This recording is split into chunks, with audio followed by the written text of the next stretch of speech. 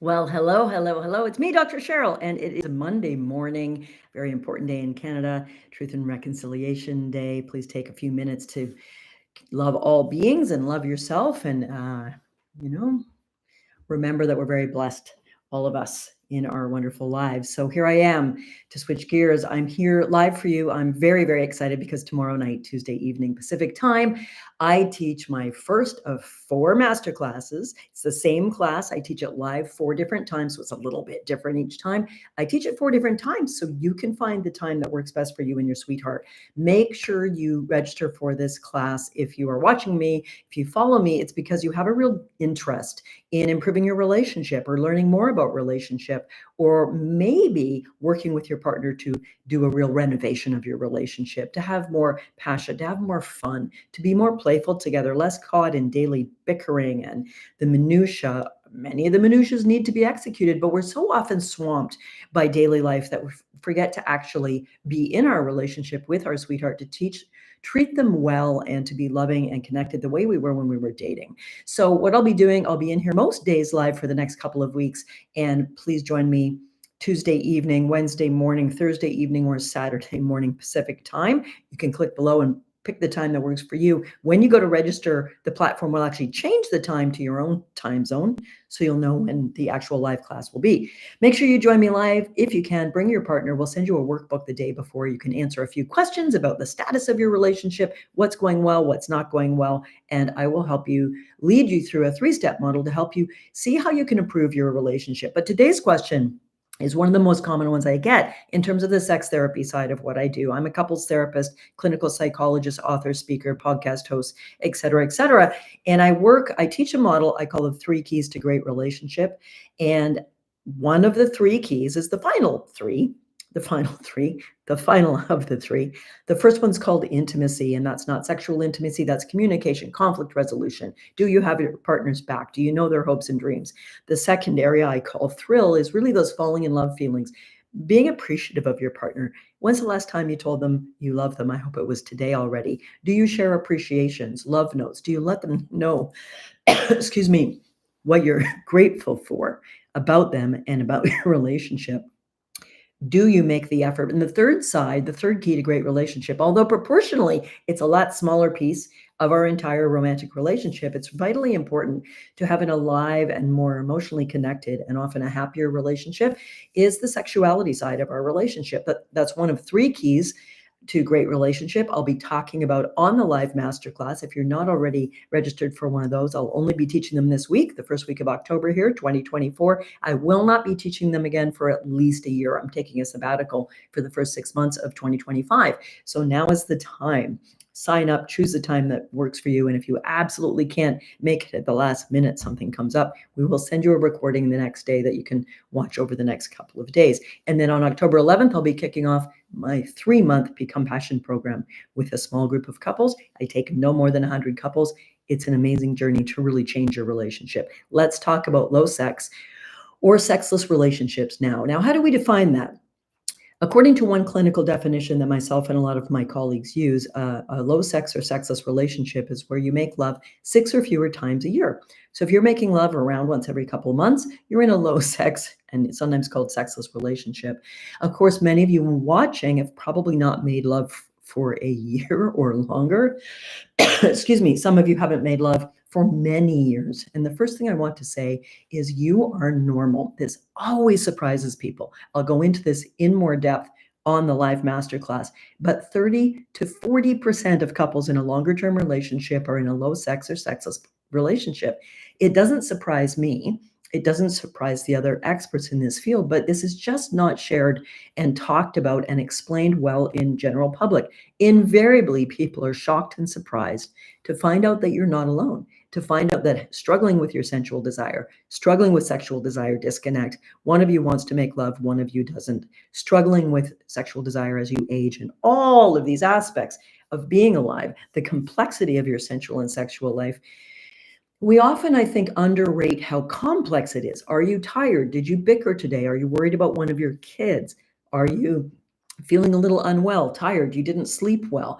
Are you just feeling that the two of you are running through life in what I call marriage or relationship incorporated? You're getting all the things done. You're getting the kids to school. You're getting the dog to the vet.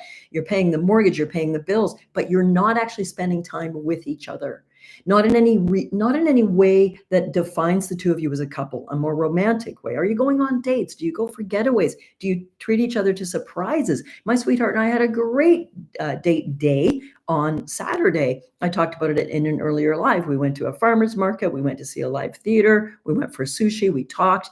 We had an amazingly beautiful day. Are you making time for each other? But back to sexuality. That's the question today. Will we ever make love again? Are we doomed to be in a sexless relationship? Now, I'm not going to give you a quick fix or a pat answer because it's a very complex and very important and very heartfelt and very meaningful and often very painful issue. But the short version is you're normal if you're in a low or troubled sex relationship. We don't talk about it enough and we don't know what the hell to do about it. So come to the masterclass. I'll talk about it a lot more. I stick around at the end. You can ask me a question confidentially during the end of that masterclass. You just type it to me in the chat box privately and I will answer your specific questions. But for today, I want to bring to you that there are two types of sexual desire. And the kind of desire most of us rely on and are familiar with and miss terribly because it changes after the first year or two of being together is what's called spontaneous sexual desire. And as the name implies, that's where you rather easily and spontaneously become aroused.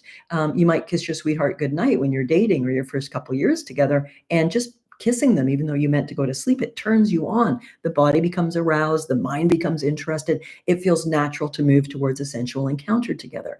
That type of desire, sensual desire, that is spontaneous, so spontaneous desire, is what most of us understand incorrectly as our desire. So in other words, if I feel turned on, if I feel horny, if I feel frisky, if I feel either my body kind of frisky and turned on and sensually motivated, or if I feel in my mind like, oh, it's been a week or two and I miss you, I'm going to give you a good kiss and invite you into the shower and seduce you when you get home. That is the type of desire that many, many, many human beings and most relationships after the first year or two, that sort of desire starts to fade. There's all sorts of psychological, biochemical, neurological, and relationship reasons why our initial excitement and passion and turn on of the novelty of falling in love, the interest of a new partner really fire us up. That's spontaneous desire.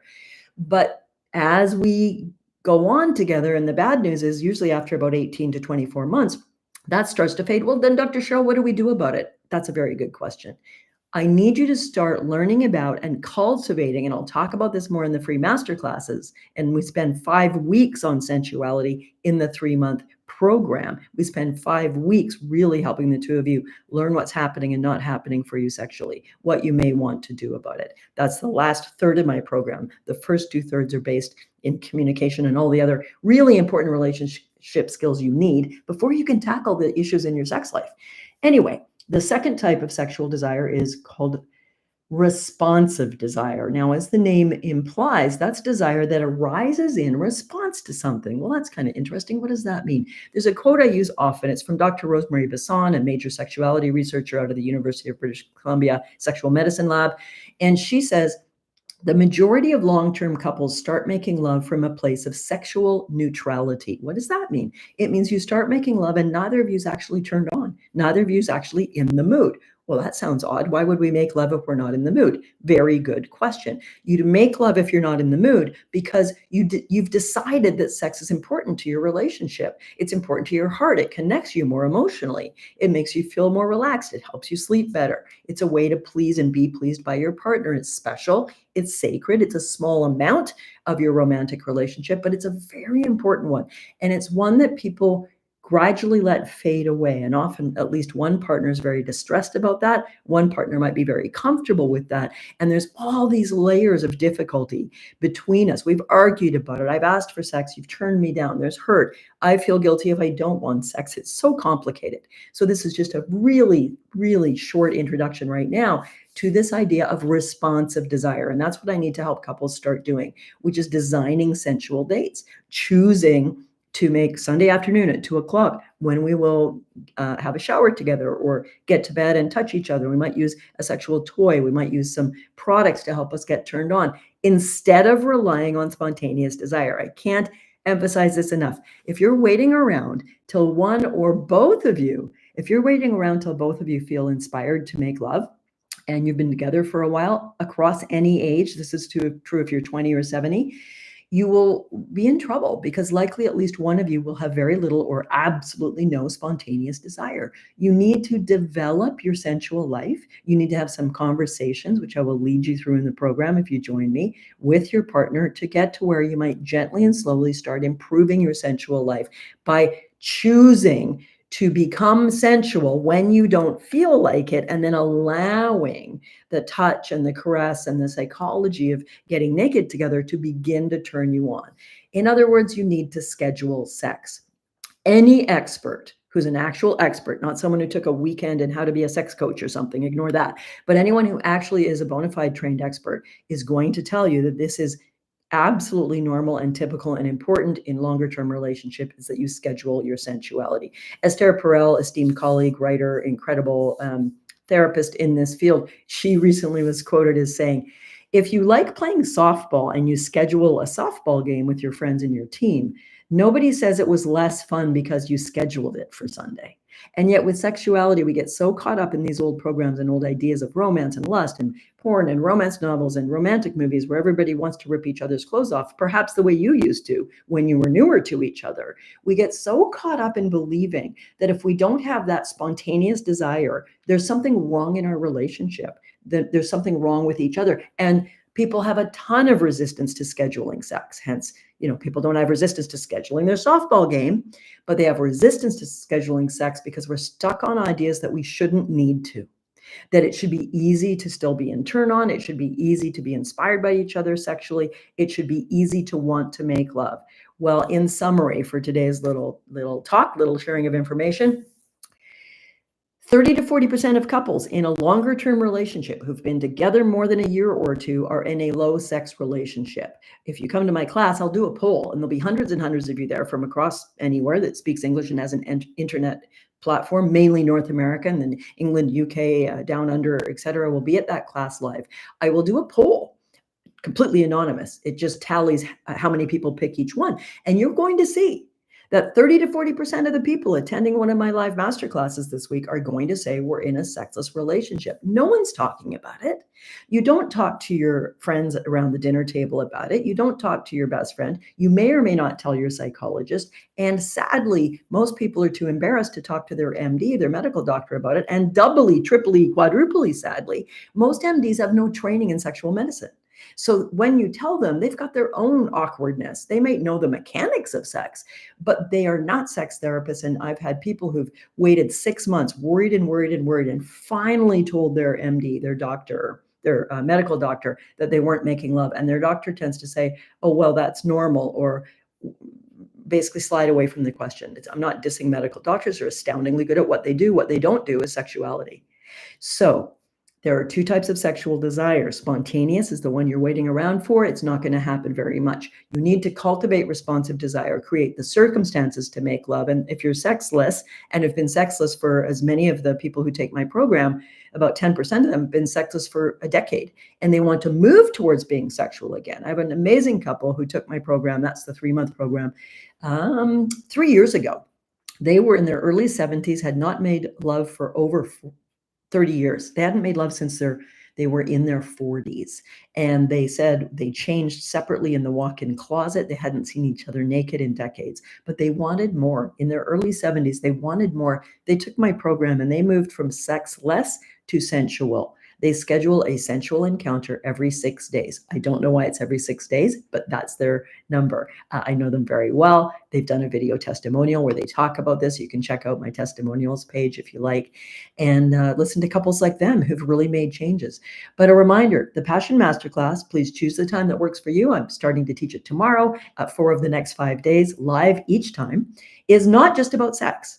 I'll talk about sensuality as one of the 3 things I'll be talking about, because you need to work on your communication, your conflict resolution, recovering from old betrayals, hurts, and wounds, and so much more before you can even begin to look at improving the sensual side of your passion triangle. Lovely to be with you today. I'll be on live almost every day this week, and maybe next week too. And if you have a question you'd like me to answer in one of these little lives, just put it in the chat the comment section below, and my team will give it to me, and I'll do one of these talks on that. But better yet, come to one of the live classes, ask me live, and I'll answer it at the end. Again, it's entirely confidential. You're not on camera. I'm the only one on camera. I so look forward to meeting you and seeing you there. Bye for now.